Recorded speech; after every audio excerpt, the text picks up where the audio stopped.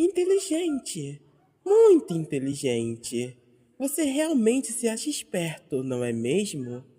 Nesse mundo, é matar ou ser morto. Você quis jogar pelas suas próprias regras. Você poupou a vida de uma pessoa. Mas não se faça de sonso. Eu sei o que você fez. Você matou ela. E depois você voltou. Só porque você se arrependeu.